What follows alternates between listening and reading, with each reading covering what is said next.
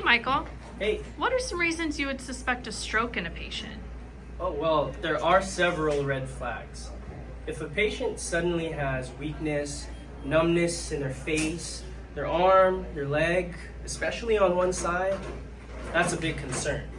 Now, if they have trouble speaking, confusion, visual changes, or dizziness, a sudden severe headache, those could also point to a stroke.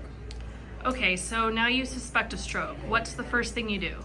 Well, I would immediately call Star 2 and activate a rapid response. That would bring an RRT nurse to come assess the patient quickly.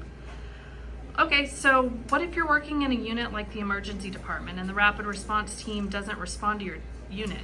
That's a good question. Well, in that case, I would discuss your findings with your provider or clinical supervisor, and they will help activate the code stroke team. Hey, Noreen. So what happens after the rapid response nurse comes?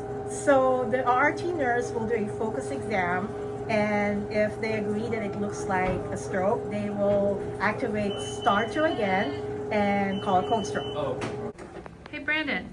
Hey. So what's your role as a floor nurse during this process? So we want to make sure that the patient has a working 20 gauge IV. We also want to make sure that the patient has a point of care glucose test that's been drawn.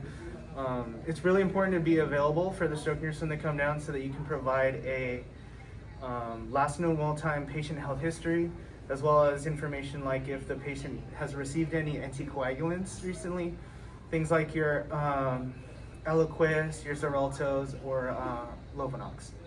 So who else gets involved once the code stroke is activated? The code stroke nurse will join in on the rapid response team, and they will contact the code stroke neurologist. If they feel like they need to order any imaging, they'll go down with the patient with the rapid response nurse, whether it's a CT or MRI.